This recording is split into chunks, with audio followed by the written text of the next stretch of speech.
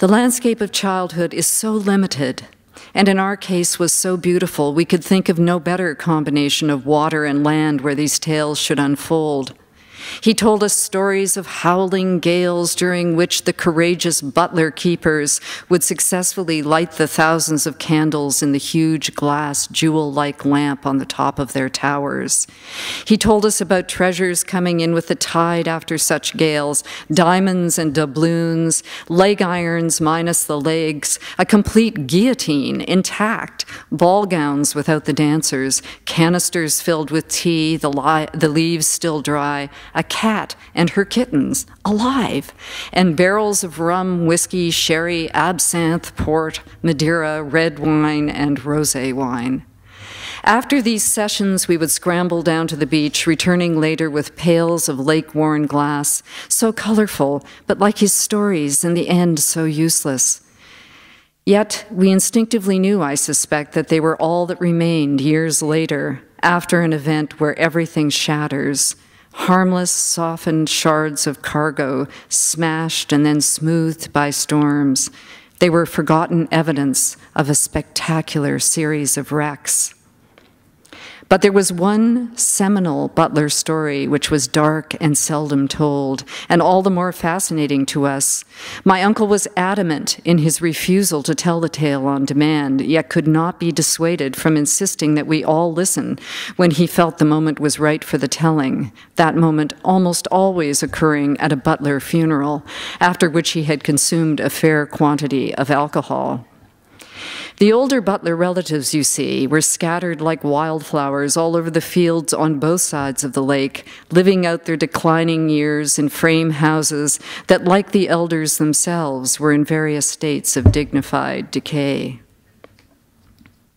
The first in a litany of lighthouses, or at least the first according to my not always accurate uncle, was situated on one of the two Skellig Islands that rise like temples from the sea off the most western tip of the south of Ireland. Everything about this lighthouse was improbable and exaggerated. Its elevated position, the constant rain, the near impossibility of its construction or of even landing boats filled with building materials on the island, the tortuous climb up the cliffs carrying cut stone, wrought iron, and glass. And then there was the monstrous wind that would pluck workers as if they were insects from the rising tower and throw them either onto the rocks below or into the sea, from which their bodies were never recovered.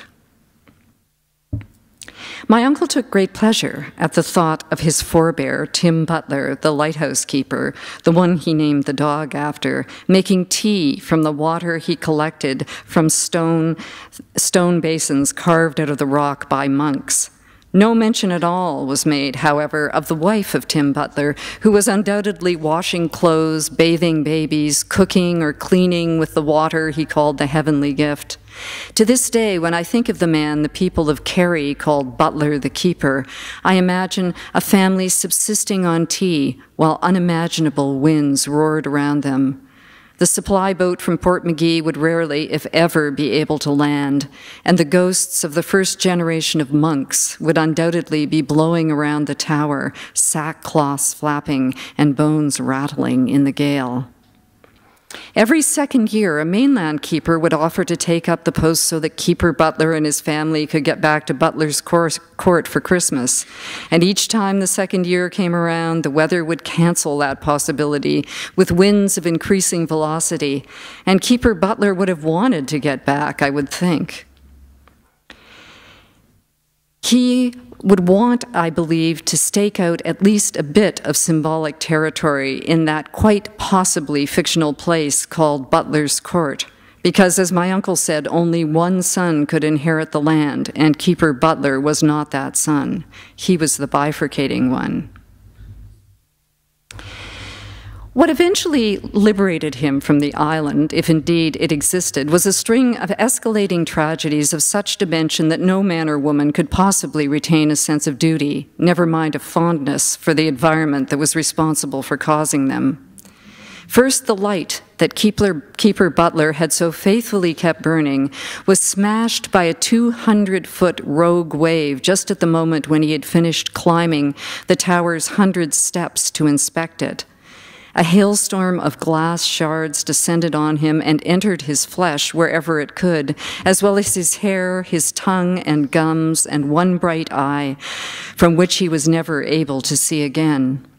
Fortunately, the layers of wool and oilcloth that were required for warmth or even for survival on the island prevented the penetration of vital organs, and he was able to stumble back down the stairs and into the arms of his terrified wife, who spent the next 2 days plucking splinters from his head and mouth and hands. A new light was duly and no doubt riskily delivered and installed, and Butler the Eye, as the mainlanders now called him, returned to his duties. By now he had 2 sons, children so frequently storm-stayed inside the keeper's cottage that they would cry to be outdoors the minute the wind abated, even marginally, or when a stray shaft of sunlight broke through the clouds.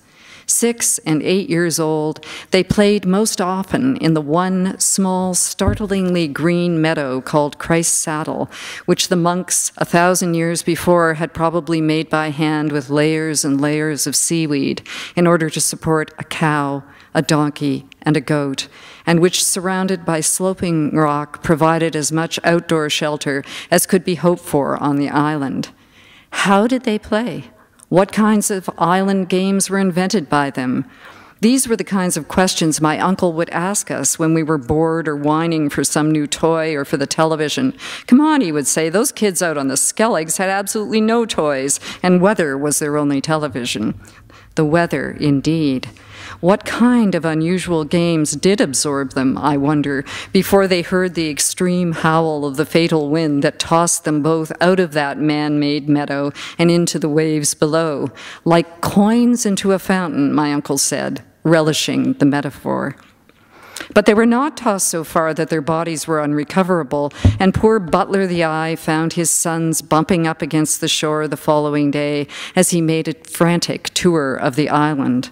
First one, the 8-year-old, my uncle said, making the story more precise than it needed to be, and then the other. Only 100 yards apart, they seemed unharmed, their bodies free from mutilation, their eyes staring. Both children were buried in the monks' graveyard, the ground of which had not been opened for centuries, and after the burial, Keeper Butler wrote a letter to the Commissioners of Irish Lights requesting a transfer to the mainland. This transfer was accomplished, and Butler the Eye lived long enough to father 2 more sons who, like their father, became lighthouse keepers, one on the tamer and much larger Kerry Island of Valentia, and the other on the relatively serene coast of Ireland. The son of the Valentia resident would in turn become the American keeper, who eventually migrated far enough north to staff the lighthouse at what is now called Sanctuary Point. But for me, the story, thrilling as it was, really began with the burial of those island boys in the monks' graveyard.